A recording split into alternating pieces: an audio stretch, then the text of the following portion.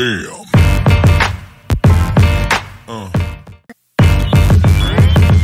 Damn.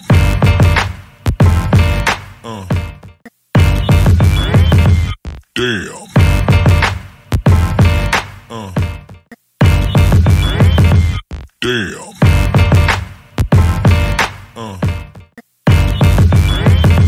Damn. Damn.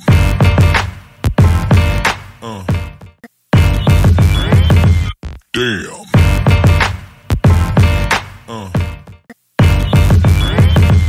Damn.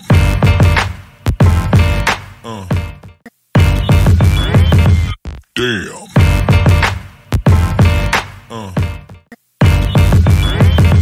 Damn.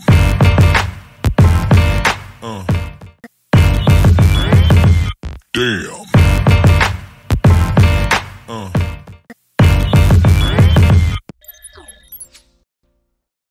Bienvenue dans ce nouveau format d'Avantini, un live Twitch spécial Coupe d'Europe, puisque on est le lendemain de match face à Cologne, cette première rencontre de la Wish Cup, comme dirait Alric, que j'accueille pour en parler avec moi. Salut Alric, comment ça va?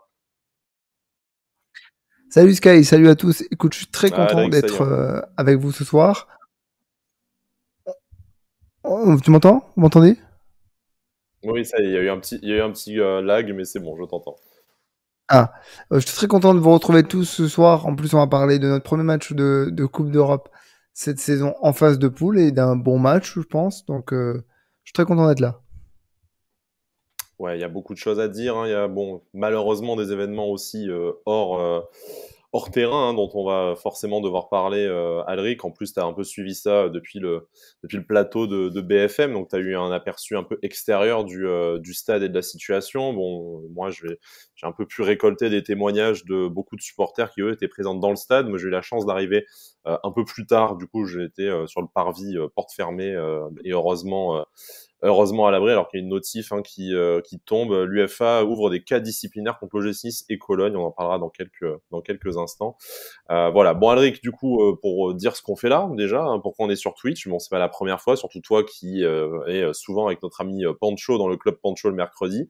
Club Pancho qui reviendra très rapidement. Et en attendant, on vous fait un peu votre dose d'OGC Nice sur Twitch. L'idée, c'est que pour chaque soirée européenne, pour l'instant, il y en a 6. On espère qu'il y en aura bientôt davantage. On vous proposera le lendemain de match, le vendredi, ce live pour un peu débriefer et interagir avec vous sur le chat. Voilà ce qu'il en est, ce que vous en pensez. Vous retrouverez bien entendu ce replay sur YouTube en vidéo et puis le format podcast habituel aussi, et le lundi, le débrief de Ligue 1. Mais voilà, bon, ça c'était la petite page réclame, Alric. Je te propose qu'on rentre dans le vif du sujet. Des Ouais. scènes qu'on n'aime pas voir, hein, forcément, hier au stade, des affrontements, alors non pas entre supporters, comme la plupart des titres de la presse nationale l'ont décrit, parce que bon, très clairement, il y a un camp qui est sorti de sa tribune, profitant de l'énorme laxisme, en tout cas de l'absence de sécurité, pour en découdre directement avec les Niçois qui, au choix, ont fui ou ont pu se défendre après quand le noyau de la brigade est arrivé. Donc voilà, je voudrais un peu qu'on revienne là-dessus. Toi qui avais les infos qui tombaient via le groupe RMC et BFM au compte-gouttes, puis voilà, on va interagir un peu avec ce qui se dit sur le chat naturellement, et puis ce à quoi j'ai moi-même assisté et ce que j'ai pu entendre depuis hier. Bah ouais, effectivement, ça a été une soirée qui a commencé difficilement parce que, comme j'en ai l'habitude, j'arrive très en avance au sein de la rédac de BFM. J'aime bien voir tous ces gens que je vois de manière hebdomadaire passer, leur dire bonjour, discuter avec quelques-uns. Et puis, j'aime bien aller mettre ma tête un peu dans la régie, là où se fait tout le Là où fonctionnement. s'opère la magie. Voilà, là où s'opère la magie. Et puis, on commence à avoir des infos de la part des gens de RMC, mais notamment des journalistes de BFM Nice qui sont sur place, qui commencent à nous expliquer que ça part un peu en live. Et puis, on a les premières images d'RMC qui sont diffusées en régie et qu'on voit apparaître sur les télés. Et puis, voilà, les premières rumeurs d'incidents, de choses comme ça. Et puis, par réflexe, j'avais décidé de t'appeler parce que je savais que tu allais au stade.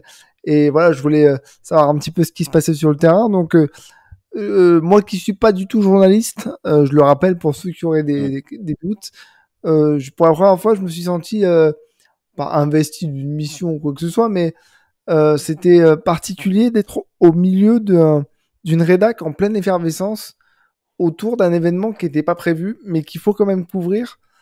Et j'ai trouvé ça à la fois désolant par rapport aux images qu'on a vues, mais intéressant d'un point de vue journalistique. C'est parce qu'on était à l'intérieur. Et encore plus du fait que je t'appelais pour te donner des infos, pour en avoir. Tu m'appelais pour avoir des infos, puis pour m'en donner. Non, c'était assez intéressant de ce point de vue-là. Après, d'un point de vue purement extra-sportif, c'est désolant, c'est navrant. Ça entretient, si tu veux, la mauvaise réputation, la mauvaise légende autour des supporters de football et du football en particulièrement de général. l'OGC Nice, en plus, hein, parce que il y a eu beaucoup de réactions dans les médias et sur les réseaux sociaux qui t'expliquent que, de toute façon, c'est encore à Nice que ça arrive, donc est-ce que c'est tout à fait un hasard, alors que bien sûr, pour les personnes qui étaient là, très clairement, les supporters niçois, ça aurait pu être des supporters de n'importe quel autre club. Là, en l'occurrence, à part se défendre pour ceux qui n'ont pas fui, tout simplement, il n'y a pas grand-chose à faire d'autre voilà, en tant que supporter, pour ceux qui étaient en tout cas à l'intérieur du stade. Et puis, je voudrais souligner quelque chose qui est important, c'est que bon, je sais pas s'il passera dans le live ce soir, mais Sébastien Serrano, qui est à la fois un journaliste, donc qui est tenu à une certaine rigueur journalistique. Bon, peut-être même si d'un point de vue local, on va dire qu'il y a un peu plus de possibilités qu'au niveau national. On était sur une chaîne locale, on le rappelle, même si c'est le groupe BFM, mais qui a aussi quand même pris compte de son aspect en supporter pour essayer de bien recadrer certaines choses. Quand on a commencé à dire que les Niçois étaient ci, les Niçois étaient là, il a quand même rappelé certaines choses qu'on voit sur les images, donc c'est du factuel. C'est que ce sont les Allemands qui se sont déplacés d'une tribune pour aller à l'opposé du stade. Et ça, j'ai aussi mis un point d'honneur en interne. Ça s'est pas vu pendant l'émission, mais en interne à le rappeler parce que comme tu avais pu me le dire au téléphone, ça commençait vite à partir dans des conclusions un peu hâtives. Et déjà que l'OGC Nice n'est pas un club porté dans le cœur des médias, mais on va pas faire du clubisme bête et méchant, hein, mais ça reste factuel aussi. Il était bien de rétablir certaines vérités. Après, je tiens aussi à dire ce que j'ai dit hier soir en plateau. Je ne veux pas condamner les 8000 Allemands qui ont débarqué. C'était pas 8000. On en parlera. Il n'y a pas non plus que des Allemands dans le lot. Hein, mais... Voilà, non, mais évidemment. Mais on va faire, avant de détailler, on va faire du général.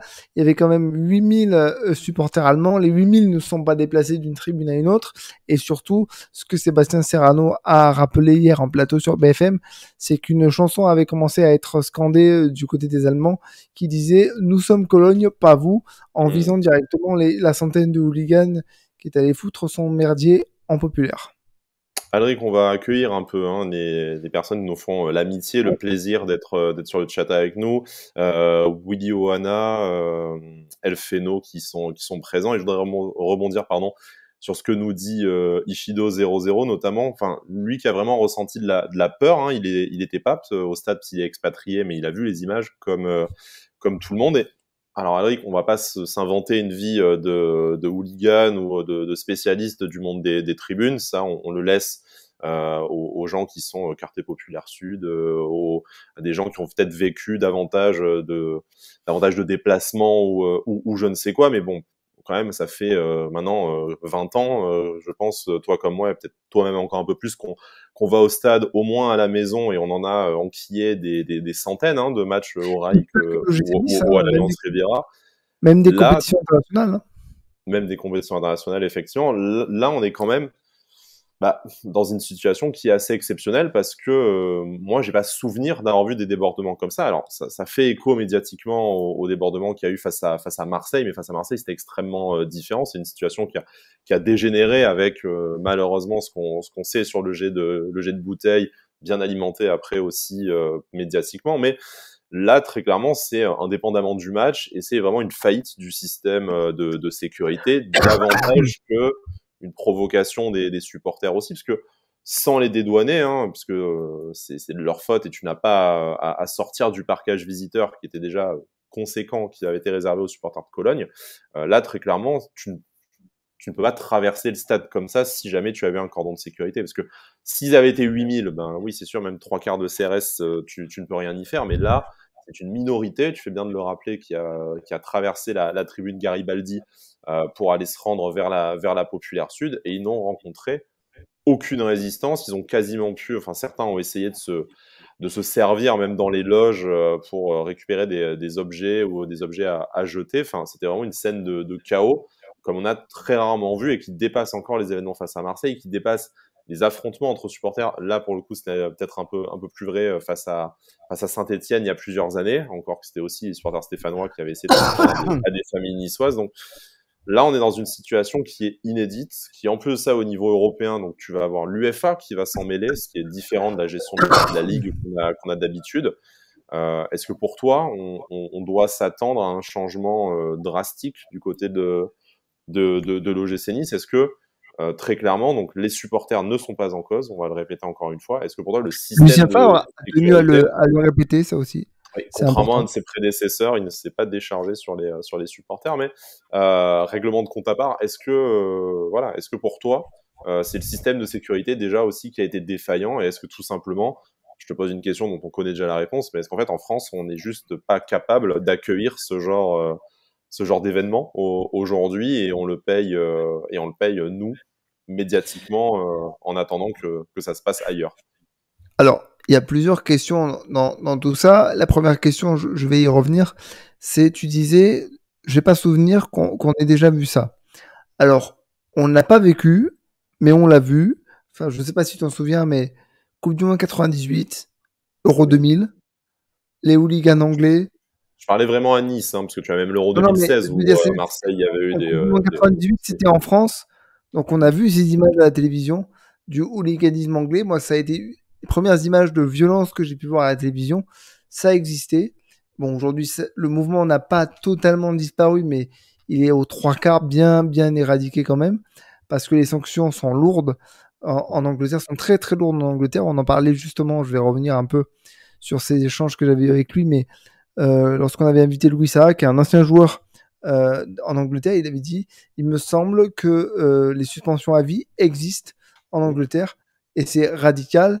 Il faut savoir que des policiers sont présents dans les stades en Angleterre, en tout cas dans les grands stades, c'est sûr, parce que notamment à Old Trafford, je sais qu'à chaque fois on a ces images avec les policiers qui sont avec leur gilet jaune pas très loin des bancs des entraîneurs. Donc je sais qu'il y a aussi des policiers en civil qui sont dans les stades avec des systèmes de caméras très importants pour éviter justement ça, mais le risque zéro n'existant pas, ça n'empêche pas. Un autre chose qui a été mis en place dans ces stades-là, c'est l'augmentation drastique du prix des places, qui aujourd'hui casse un peu le côté populaire du football, mais permet de faire du tri entre ceux qui sont là pour regarder un match de foot et ceux qui sont là pour foutre le bordel. Je vais peut-être me faire casser en deux quand je vais dire ça, mais il y a eu une époque où il y a eu pas mal de problèmes de fumigène et d'amendes et de suspension de tribune, notamment au Stade du Rail, parce que la BSN était très active, et heureusement qu'elle était là, parce que c'est quand même cette tribune qui met l'ambiance. Enfin, avant il y avait la RN, mais depuis qu'il n'y a plus la RN, heureusement que la Populaire Sud existe. Mais à l'époque du Stade du Rail, on prenait des amendes sur amendes et des tribunes fermées assez régulièrement, à tel point que j'étais un peu plus jeune et un peu plus con, et je disais, mais il y en a marre, peut-être qu'il faudrait casser ce côté populaire du football et augmenter les prix pour faire du tri. Parce que je considère... Voilà. Et je considérais surtout à l'époque qu'on n'avait pas besoin des fumigènes et de tous ces appareils, ces outils pour faire la fête dans un stade. Aujourd'hui, je un peu nuancer mon propos parce que ça fait partie le côté populaire fait partie du football. Il a été créé comme ça et pour ça. Donc hors de question de casser ça.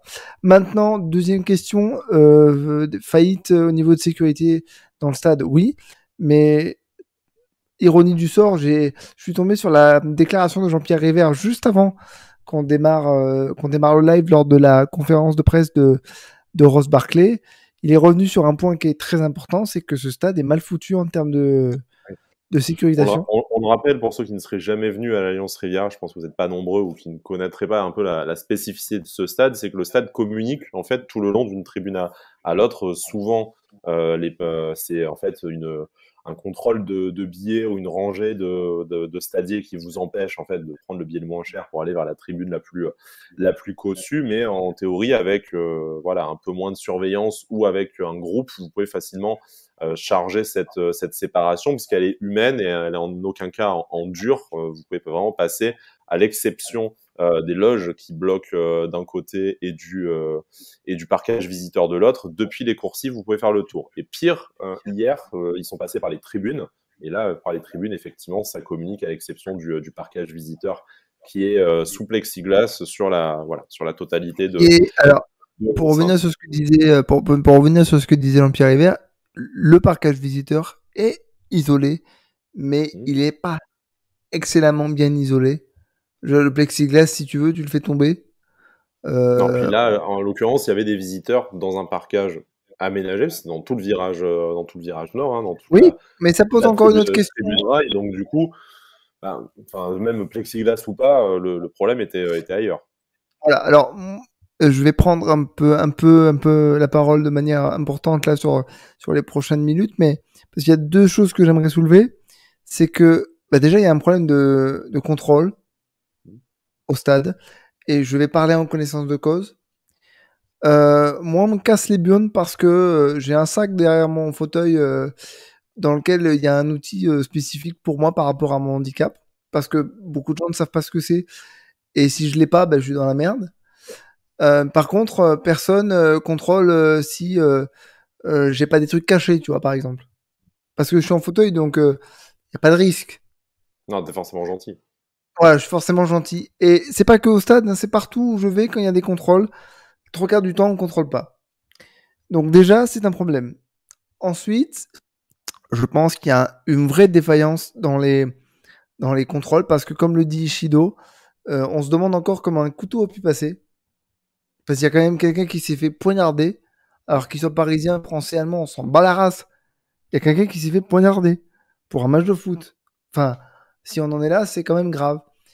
Et deuxième chose que j'ai envie d'aborder, et ça fait un peu écho sur le sondage que Quentin a lancé, c'est que on ne sait pas.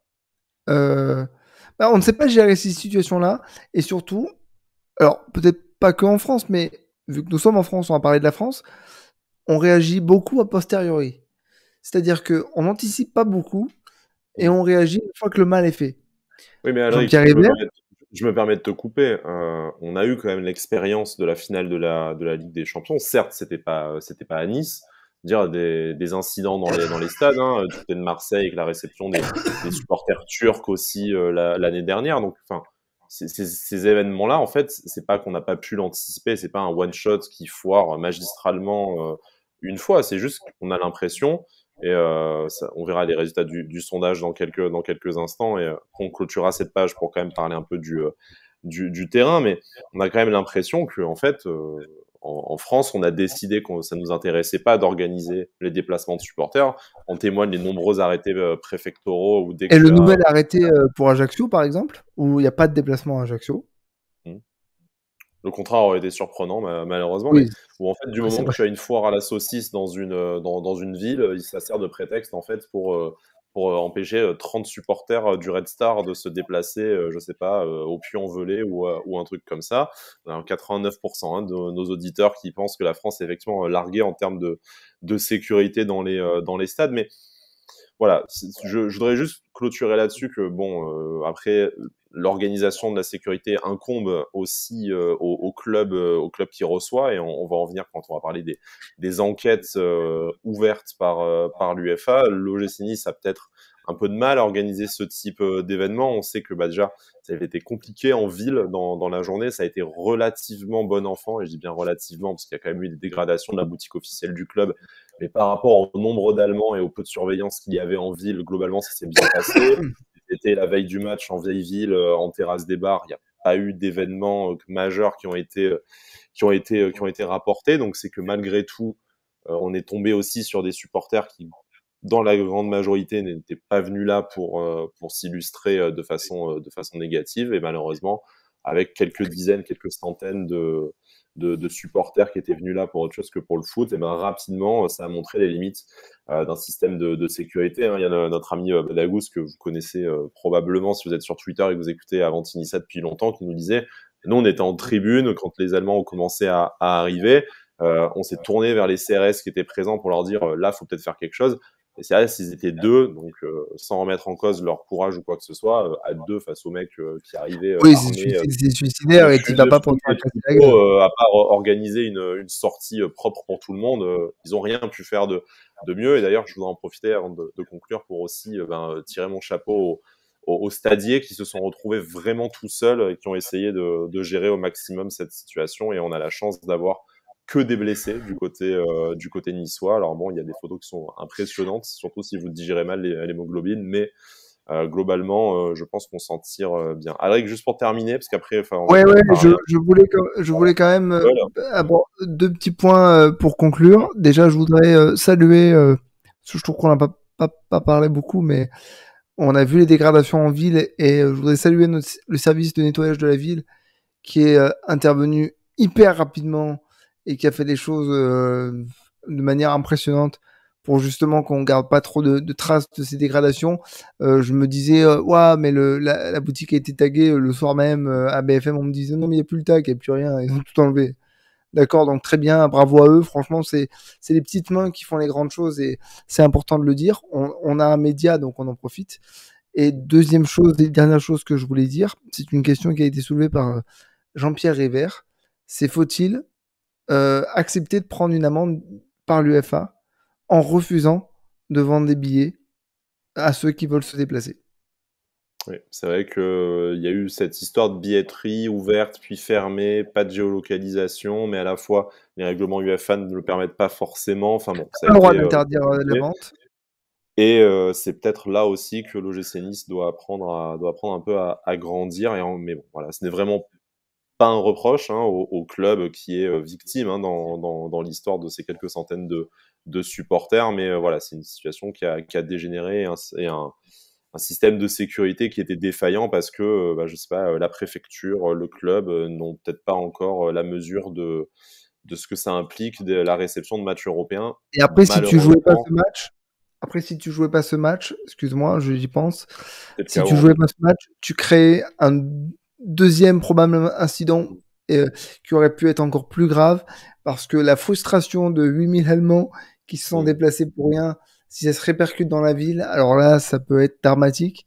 c'est Donc, compliqué. donc tu étais obligé déjà d'un point de vue calendrier, parce que tu n'aurais pas pu recaler ce match-là, et surtout parce que tu veux éviter des soucis d'aggravation de la situation. Je sais que le président River était pas chaud pour que on redémarre, mais clairement, et l'UEFA et Lucien Favre l'a dit en conférence de presse hier soir, et le préfet ont préféré, bon, à raison, hein, parce que finalement, j'ai pas eu vent de nouveaux problèmes aujourd'hui.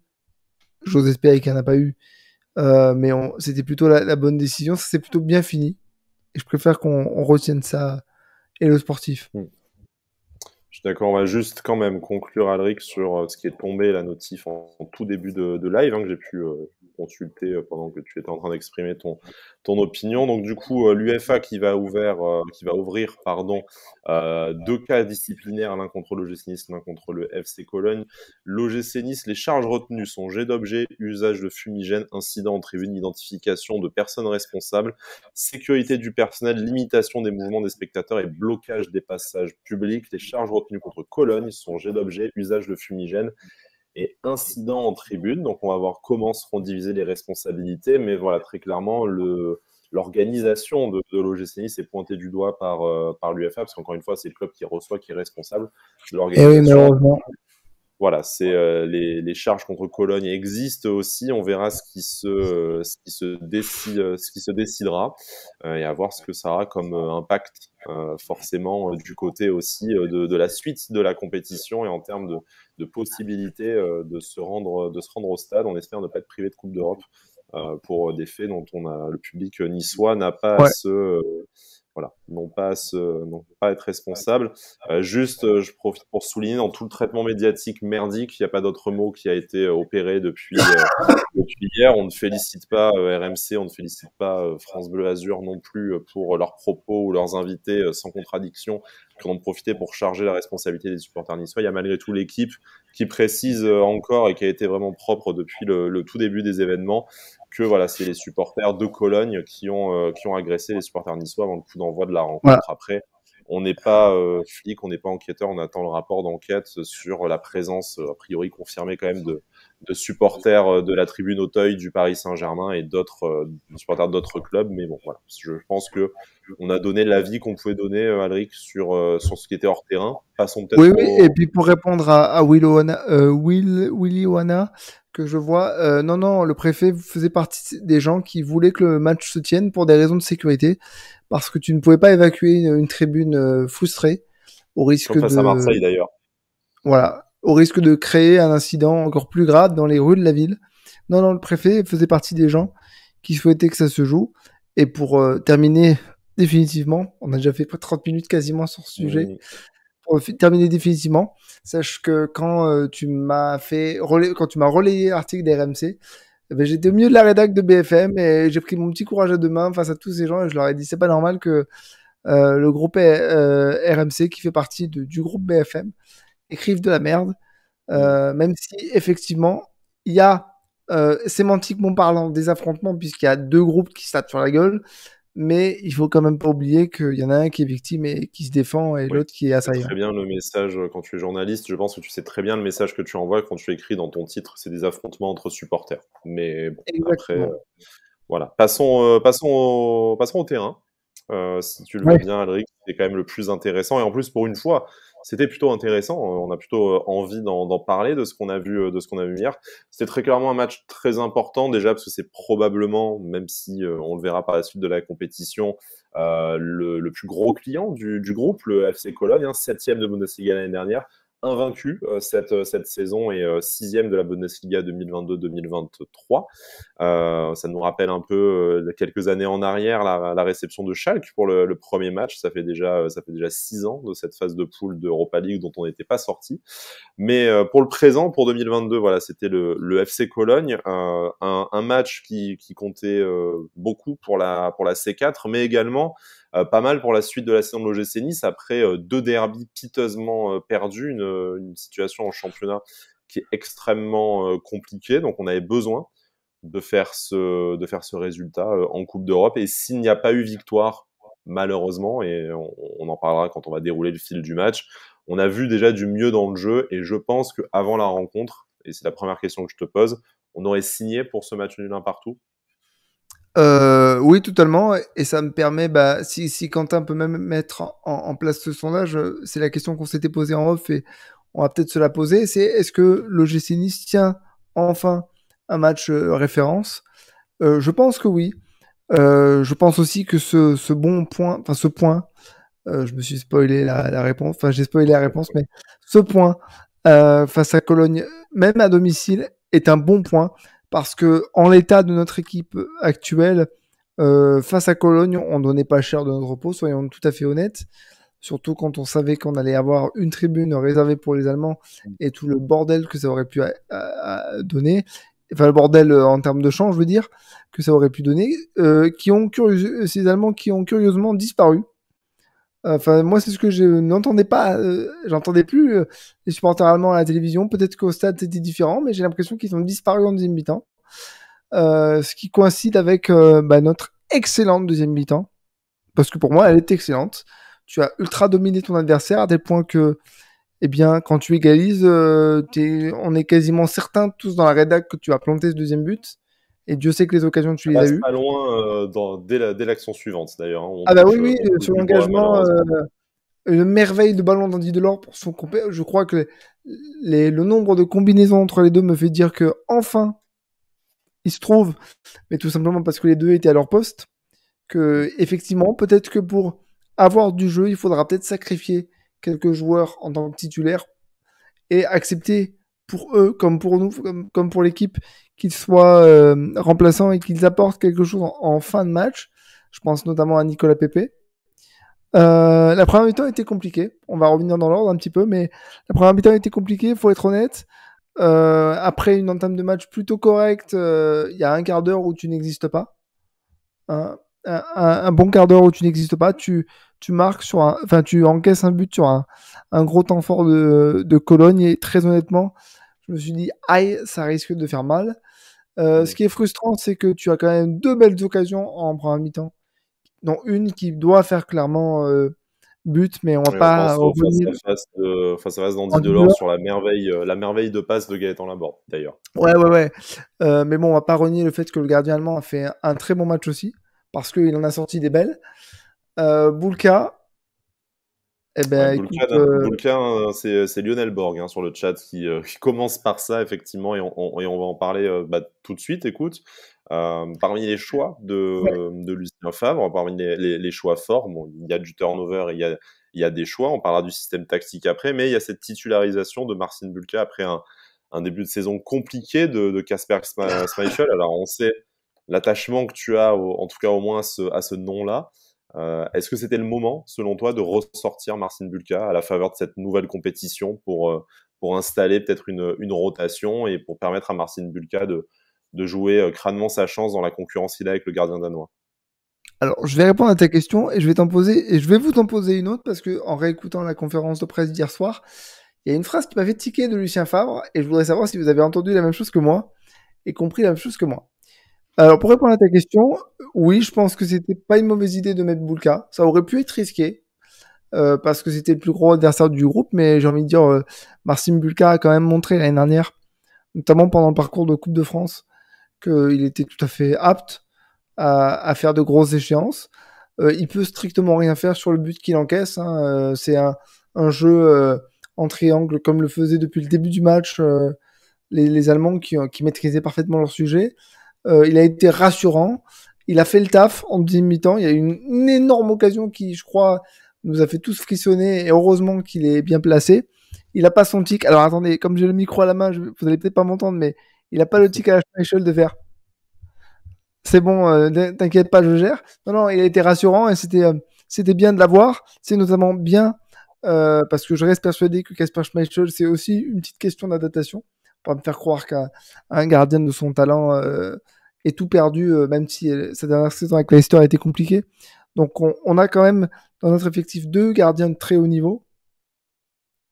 Donc c'est très bien. Et je vais finir un petit peu sur ce point-là par une question que je vous pose. Pendant la conférence de presse de Lucien Favre, on lui pose la question, est-ce que vous allez à maintenant faire jouer Marcin Bulka en Coupe d'Europe? Et il dit, la Coupe d'Europe, oui, mais le championnat, et il s'arrête là. Et moi, j'ai compris que le numéro 1, c'est Schmeichel. En tout cas, tu sens qu'il y a un partage un partage des postes qui va probablement s'opérer comme l'année dernière entre Benitez en championnat et Marcin Bulka en Coupe d'Europe. Mais après, c'est la loi des performances qui va s'appliquer de toute façon. Si Kasper Schmeichel ne perd pas les kilos qui l'empêchent d'être tout à fait réactif sur ses duels et que Marcin Bulka enchaîne les performances Ah, mais évidemment. comme il a fait hier soir, je ne vois pas de raison de se priver d'avoir Marcin Bulka sur toutes les compétitions possibles parce que certes le rythme de match était freiné, mais bon déjà un gardien est un peu plus en capacité d'enchaîner les matchs et puis tout simplement le but pour le Suisse c'est de faire carton plein en Coupe d'Europe et en championnat. Donc voilà, mais c'est peut-être que Kasper Schmeichel va sentir un peu le souffle de notre gardien polonais sur la nuque et que ça va le motiver Si ça peu à peut, se... si ça peut faire revenir le Schmeichel qui a été champion d'Angleterre avec Leicester et qui est le digne successeur de son père que j'adore, moi ça me va, hein. Et puis même si je charrie un peu, même si je mets en avant un nom que j'aime beaucoup et toi tu me charries sur le fait qu'il est danois donc ça aide. En plus. Allez, voilà. Mais objectivement, je suis très content que Marcin Bulka soit intégré concrètement dans ce qui se passe. Je suis très content qu'il ait pu faire une très belle performance hier. Je lui souhaite d'ailleurs d'avoir du temps de jeu parce que pensons à l'équipe et peu importe en fait les joueurs qui sont sur le terrain, si tout le monde est concerné, c'est par là que tu vas remonter la pente, excusez-moi, et que tu vas faire une bonne saison. Donc peu importe en fait qui est au cage. Moi, du moment que j'arrive à faire dédicacer mon maillot de Schmeichel, je serai très content. Très bien. D'ailleurs, tu n'es pas le seul, j'en ai vu au stade de Mayo Schmeichel hier soir. Bon, Il est pas floqué 98. non, il faut qu'il y ait un, par contre. Voilà. Donc moi, le mien est fini. D'ailleurs, c'était pas maillot gardien, mais bon, c'est pas très intéressant. On accueille, du coup, Alex, Turkelpot, qui sont avec nous également. Merci les gars d'être présents et pour vos réactions sur le chat. Alors bon, j'essaie de lire d'un coin de l'œil, ça doit se voir à la caméra, et puis je vous. Il y a le reflet bleu dans tes lunettes. Il y a des lunettes anti-filtre bleu, voilà. Mais bon, écoutez, j'essaie de faire de mon mieux pour vous faire participer, mais n'hésite pas, on lit vos réactions de toute façon. Et effectivement, Marcin Bulka, je pense, a gagné des points dans son duel avec Kasper Schmeichel, et puis il a vraiment été rassurant. Je pense que c'est le mot que Turkel emploie, et le mot qu'on a tous eu, le sentiment qu'on a eu en tout cas au stade, d'être vraiment rassuré, de pas flipper à chaque intervention. Il a fait son job, comme tu dis, sur le but, il ne peut pas grand chose, il en sauve probablement un ou deux autres. Après, je te propose de continuer un peu dans le match. Du coup, il y a deux sujets que j'aimerais aborder avec toi. Après, je t'en prie, Alric, ou vous sur le chat, s'il y a d'autres sujets. L'idée, c'est que ce soit participatif. Sinon, on aurait fait un format podcast classique, Alric. Mais premièrement, il y a aussi Lucien Favre qui continue à tâtonner dans la recherche de ce système. Il a d'ailleurs avoué en conférence de presse que le plus long, ça allait être de trouver le système de jeu pour faire jouer au mieux tous ces joueurs et l'effectif qu'il a à sa disposition. Alors là, déjà, premier enseignement, parce qu'on peut un peu discuter sur l'animation offensive. Je pense qu'entre les moments du match... On a joué en 4-4-2 ? Voilà. On a fini le match en 4-4-2, mais premier enseignement sûr sur toute la rencontre. On a même commencé, il me semble. Voilà, c'est le retour de cette défense à 4. Alors, on avait appelé de nos voeux la défense à 3, ça a marché un match, puis après ça a explosé. Du coup, on a revoulu cette défense à 4. Ça a fonctionné. Est-ce que c'est vraiment une question de système, 3-4 ? C'est une question de motivation ? Est-ce que ça a d'autres implications dans l'effectif, par exemple la composition du milieu de terrain ? Ou est-ce que pour toi, vraiment, la défense à 4, on ne doit plus en bouger ? Et c'est peut-être davantage sur le côté 4-2-3-1, 4-4-2 offensif, du coup, qu'on doit aller chercher les améliorations tactiques possibles pour Lucien Favre. Il y a plusieurs choses dans tout ce que tu dis. Toujours. Ouais, voilà, c'est pour ça que prendre les esprits. Prendre le temps de décortiquer. Alors, je suis pas un fan tacticien, j'ai même des lacunes parfois en tactique, mais il y a des choses dont je suis assez sûr, c'est que la tactique c'est une chose, l'animation c'est autre chose. Bien sûr. Si tes joueurs ont une intelligence de jeu suffisante et des repères sur le terrain, l'animation elle va se faire. On l'a déjà dit depuis plusieurs fois depuis le début de la saison, il y avait un manque d'intelligence de jeu et il fallait renforcer l'équipe, certes sur certains postes clés, on le sait, on va pas le répéter, mais il fallait amener de l'intelligence de jeu. Moi je pense que des joueurs... Mais pour hier soir, Alric, est-ce que pour toi du coup c'est parce que dans le 11 et après dans les entrants, il y avait davantage d'intelligence de jeu ? Alors oui, pour répondre à ta question, oui, mais tu vas comprendre où je veux en venir. D'accord. Cette animation en 4-4-2, elle a été intéressante parce qu'en fait, sur le terrain, il y avait tous les joueurs, à mon sens, complémentaires. Un peu quand vous faites votre équipe FUT sur FIFA, ils avaient quasiment tous le lien vert, comme quoi ils pouvaient tous jouer ensemble. Je m'explique.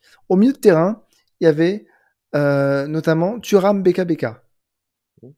C'est hyper complémentaire, Thuram BKBK, parce que il y en a un qui ratisse les ballons au milieu et la deuxième mi-temps de BKBK, je la trouve exceptionnelle, à tel point que je me demande si nos amis de l'équipe regardent les matchs parce qu'il a 4. Je te réponds tout de suite, Bernard Lyons ne regarde probablement pas les matchs, voilà, vu ses questions en conférence de presse en plus. Je pense que Nice. Je préfère regarder Saint-Etienne en Ligue 2, voilà. Excusez-moi. Khéphren Thuram étant donc libéré de ses tâches défensives qu'il n'aime pas, il a fait du Khéphren Thuram, percussion vers l'avant.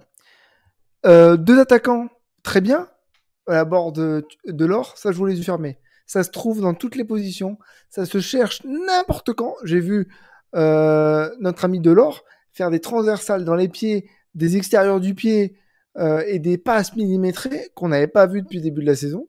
Ah, Donc c'est ça, Olivier Hatton, Ben Baker, les deux, hein, très clairement, au niveau ouais, de c'est mentalité.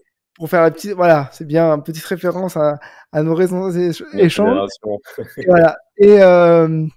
Et troisième chose, bah, sur les côtés, alors la surprise, on va être très clair, c'est Boudaoui qui n'a pas fait une minute depuis le début de la saison et qui d'un seul coup se Titulaire. retrouve propulsé milieu droit dans un 4-4-2 à plat.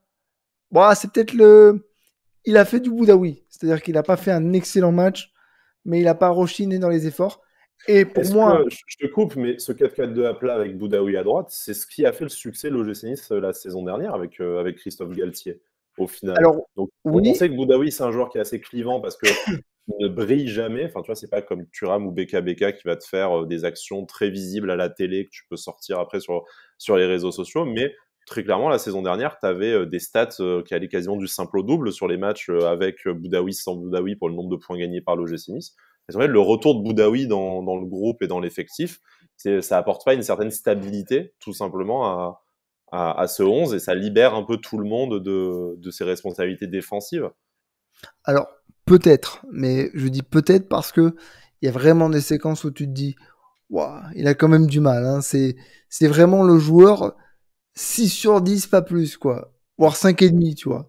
Parce que moi, je l'ai trouvé quand même très, très brouillon par moment. Un peu comme BKBK, mais à la différence qu'il y en avait un, il était dans l'impact. Donc c'était normal qu'il ait du déchet. Oui, je sais, Ishido qui me dit Boudaoui revient de blessure. C'est vrai, mais c'est encore plus surprenant, justement, qu'il C'est soit pas titulaire. tant vu que ça au final. Hein. Il n'a pas été avare de courses, Non. de contact. Par contre, alors, attention, préparez-vous, buvez de l'eau. Si Sofiane Diop est milieu gauche, parfois même meneur de jeu, et même parfois ailier sur certaines séquences, bah, Nicolas Pepe de l'autre côté. Nicolas Pepe de l'autre côté. Alors ça certes, ça sera peut-être moins défensif et encore pas sûr, mais je pense qu'il nous a manqué de l'impact sur un côté parce que clairement, dès qu'il fallait faire des différences sur son côté, Boudaoui c'était compliqué physiquement et j'aurais peut-être préféré que Nicolas Pepe rentre plus vite parce que Boudaoui avait quand même eu des difficultés bon, par son retour de blessure, mais surtout parce que bah, c'est pas un joueur très très physique. Hein. Enfin, il enchaîne les efforts, mais à 60e, 65e, il est cramé. Et j'aurais aimé que Lucien Favre fasse peut-être un changement plus vite. Il a encore une fois un peu tardé, même s'il n'a pas fait ça à 85e. Mais clairement, ce 4-4-2 à plat, alors est-ce que c'est la formule qu'il faudra privilégier pour l'avenir? Je ne sais pas. Mais clairement, ça a montré beaucoup de bonnes choses. Et clairement, si demain, dès que Ramsey sera de retour, mais ou même Ross Barkley, si demain tu dois mettre, allez attention, Pablo Rosario à la place de BKBK et Ross Barkley à la place de Thuram, je suis sûr que ça sera pas dégueulasse parce que chacun sera à sa place et personne ne se marchera sur les pieds. Ou Mario Lemina qui devrait revenir Oui, Mario Lemina, bientôt dans le groupe. c'est vrai, il y a aussi Mario Lemina. Il y a aussi Morgan Schneiderlin, mais bon, on est obligé d'en parler. C'est Brice qui paye ce live, donc on est obligé de dropper Morgan Schneiderlin voilà, une fois par émission. En fait, c'est dans notre contrat. Voilà. C'est le mot qu'il faut placer à chaque émission. Mais, et même, je me suis même posé une question, c'est... alors, je ne suis pas sûr que Lucien Favre soit au courant que Mario Lemina a pris 3 matchs de suspension. Parce qu'il a dit, oui, pour Ajaccio, ça va être compliqué. Mais je crois que Mario Lemina est encore suspendu pour Ajaccio. Non, je crois que normalement ça s'arrête pour Ajaccio, mais on sait qu'il y avait une petite alerte du côté physique aussi. Donc, ça fait une petite alerte. Mais clairement, voilà, nos milieux de côté ont été ultra offensifs, notamment en seconde mi-temps. Même en première mi-temps, hein, Sofiane Diop...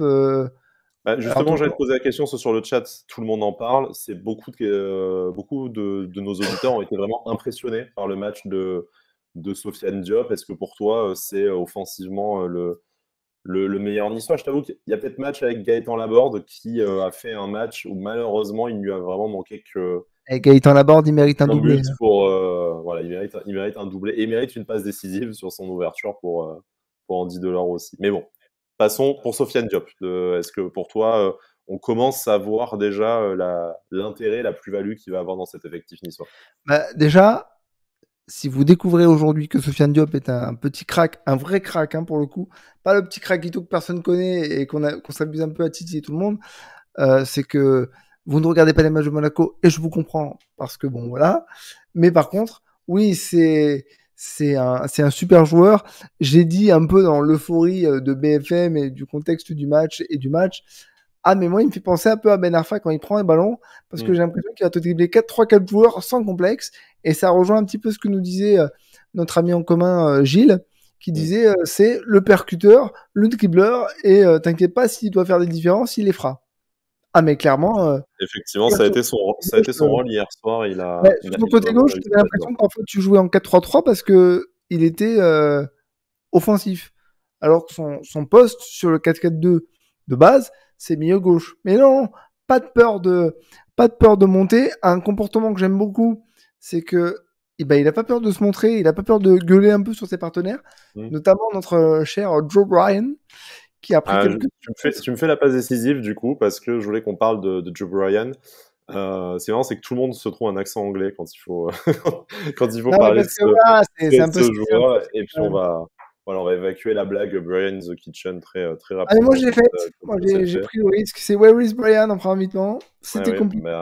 Alors justement, c'est amené pour apporter de la concurrence à Melvin Barr et dans l'espoir de certains pour lui prendre sa place de titulaire. Alors, on ne doit pas enterrer un joueur après sa première titularisation, mais de ce qu'on a vu, notamment en première période, Melvin Barr reste quand même. Après, vous savez, mon manque d'objectivité sur Melvin Barr, mais Melvin Barr, ça reste quand même pour l'instant très clairement un niveau au-dessus, et même si on espère que la concurrence s'installe dans les prochaines semaines. Alors, oui, mais, et c'est le principe du débat contradictoire, je pense que Joe Bryan, il a encore besoin d'un petit peu de prendre la mesure de son équipe, et il a une qualité qu'on a vue en seconde mi-temps notamment avant qu'il sorte, c'est dès que l'équipe a pris un peu plus la mesure de son adversaire, a commencé à se montrer un peu plus haut sur le terrain, il n'a pas peur de prendre les espaces. Il n'a pas peur de remonter le ballon, de prendre la ligne. Ils ont des profils complémentaires. Très clairement, Joe Bryan a un profil plus offensif. Melvin Barr a fait un super centre. D'ailleurs, c'est à noter. Melvin Barr a fait un centre. Un bon Tout était réuni pour qu'on gagne, mais malheureusement... Voilà. Sur la tête de Gaëtan Laporte, qui n'a pas réussi à concrétiser, mais clairement, sans lui manquer de respect, et c'est là où je te rejoins sur la complémentarité, il a peur de monter. Il n'ose pas monter, parce qu'il se dit que si il fait pas la différence, il sera peut-être pas capable de redescendre, et d'être suffisamment à temps sur son joueur. Là où Joe Bryan, il en a strictement rien à foutre. Dès qu'il peut monter, il fait du Hassan Kamara, avec un pied gauche quand même meilleur. Ouais, peut-être, mais pas avec la même pointe de vitesse, malheureusement, très très loin de là, parce que bon, c'était quand même l'avantage d'Hassan Kamara, c'est que même s'il se faisait doubler par son vis-à-vis sur 15 mètres, il le rattrapait à grandes enjambées. Joe Bryan à la course, ça se rapproche quand même un peu plus de Riza Durmizi, pour parler de tous nos anciens latéraux et concurrents. Ouais, non, mais Riza Durmizi, c'est une énigme, pour le coup, lui, danois, mais ouais. Mais bon, voilà. Alric, je voudrais terminer sur un dernier sujet. Après, comme d'habitude,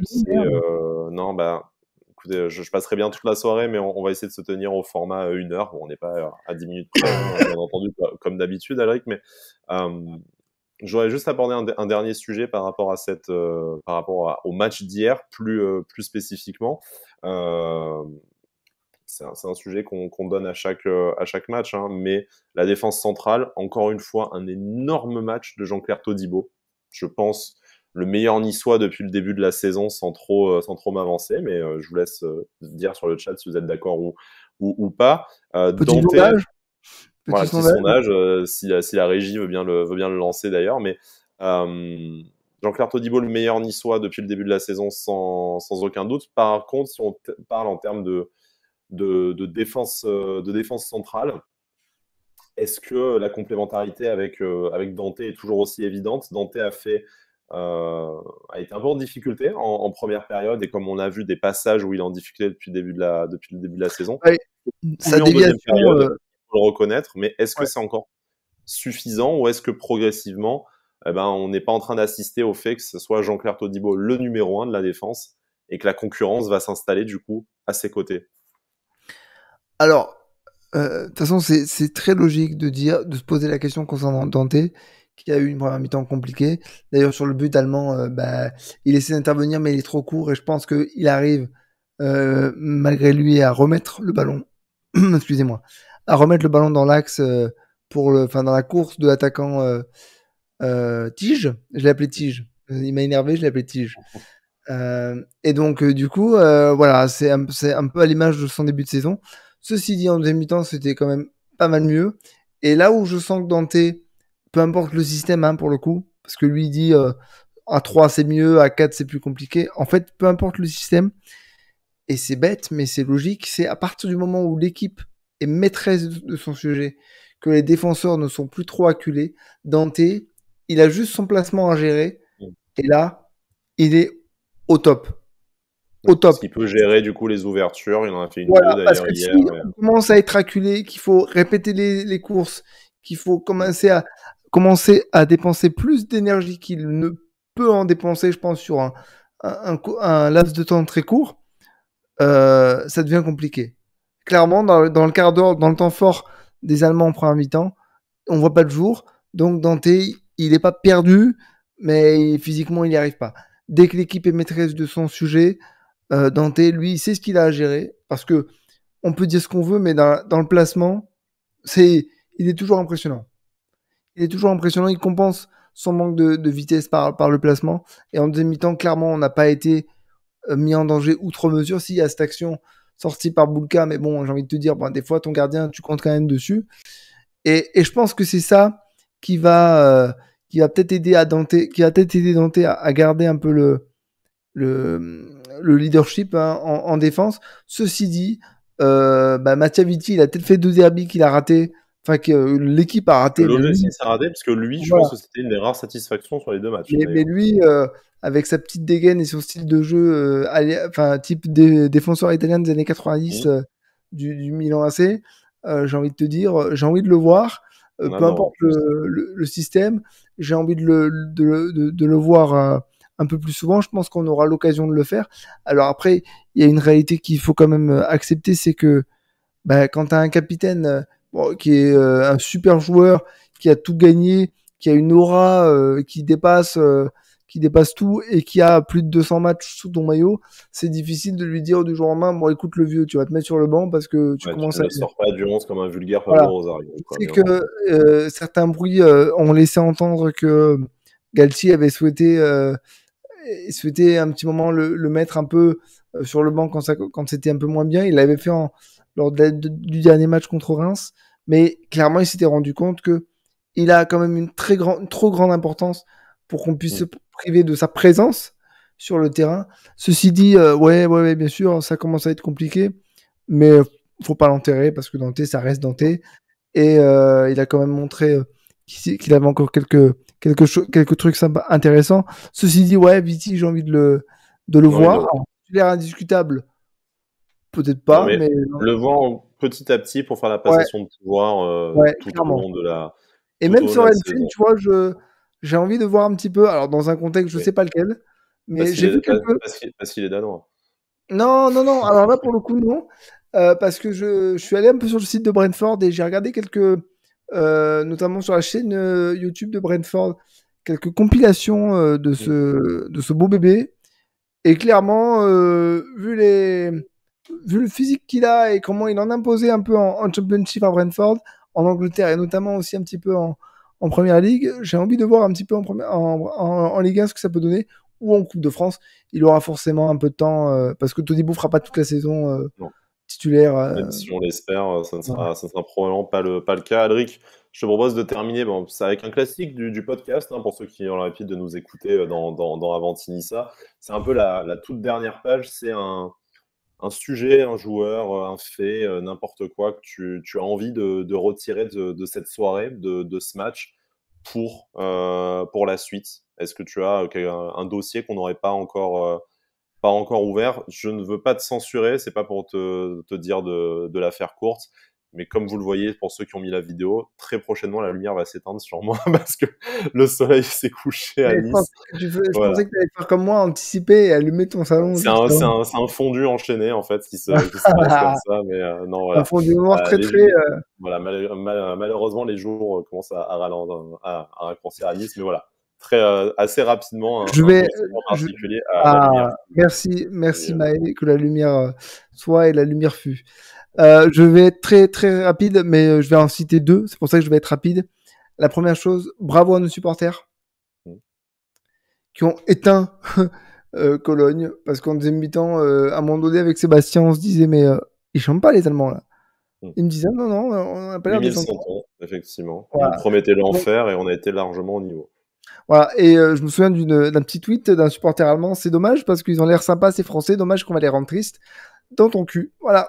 Voilà. Et deuxième chose, c'est Gaëtan Laborde.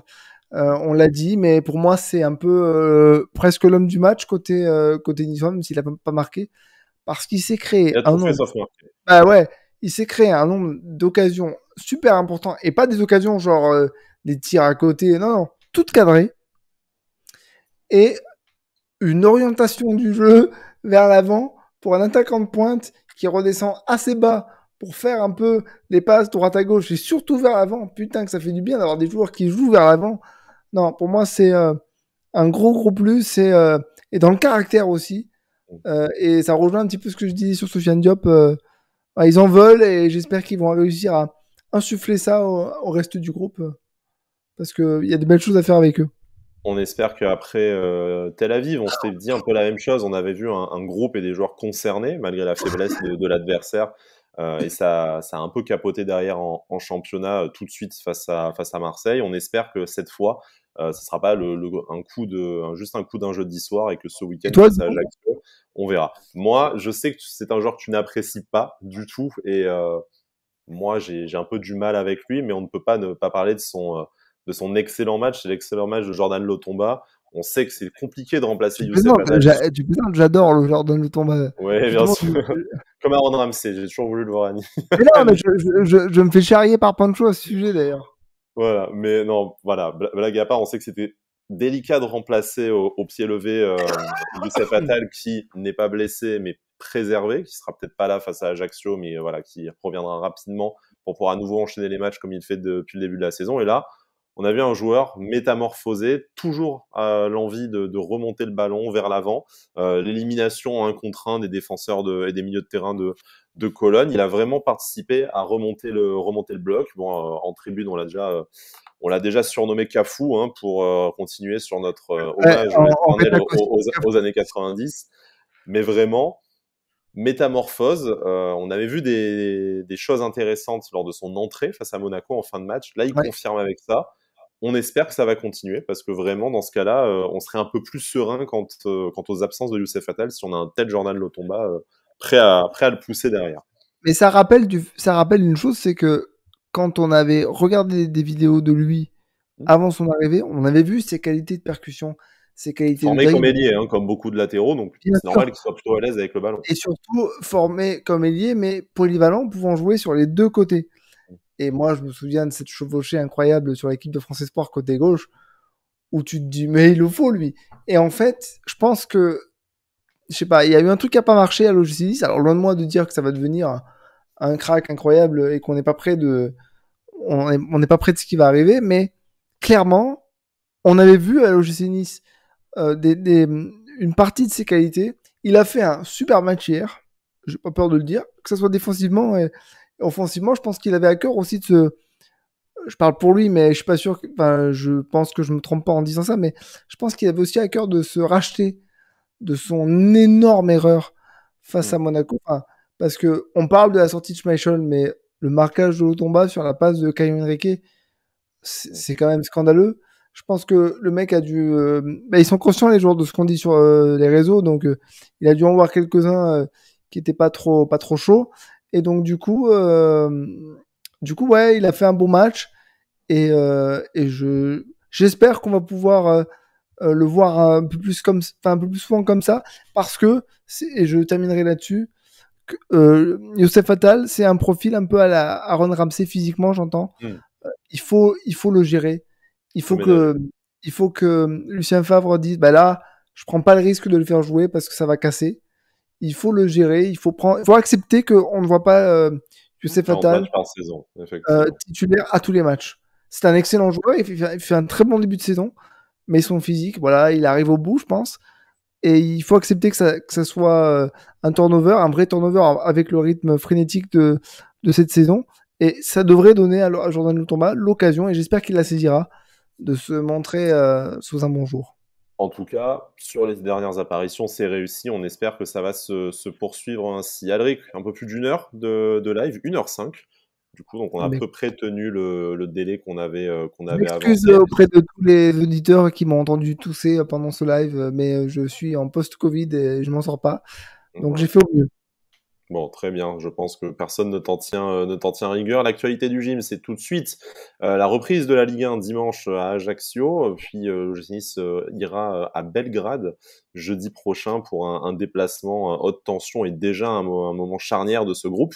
On l'a pas dit, hein, mais Slovako et le Partizan Belgrade qui ont fait 3 partout dans l'autre Ouais. match de la Et soirée hier. Donc, il y avait 2-0 pour Slovako en première mi-temps.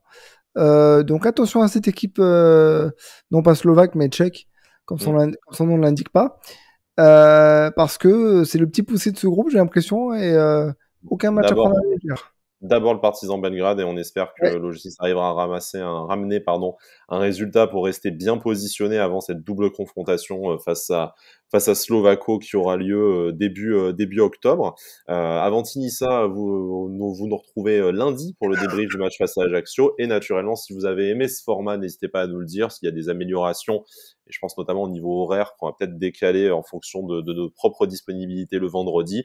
En tout cas, vendredi prochain, vendredi 16, vous nous retrouvez pour débriefer ce fameux match face aux Partisans. Alric, merci de m'avoir accompagné. Merci à nos auditeurs, nos auditrices d'avoir été là. À nos viewers, je sais pas comment ça se dit sur Twitch. Je suis un vieux bonhomme, je découvre petit à petit. Toi, donc, voilà, mais bon, on va multiplier ces formats dans les semaines et dans les mois à venir. Abonnez-vous, activez la cloche. Non, c'est pas ça? Je sais pas. Exactement. Et puis surtout, on remercie Quentin à la régie qui nous a au moins déchargé de la partie technique et qui nous a fait la mission de rester avec nous pendant tout le live et de lancer les sondages. Merci beaucoup. Très vite, lundi pour Avant Nissa, vendredi pour la chaîne Twitch et Issa Nissa. Issa Nissa.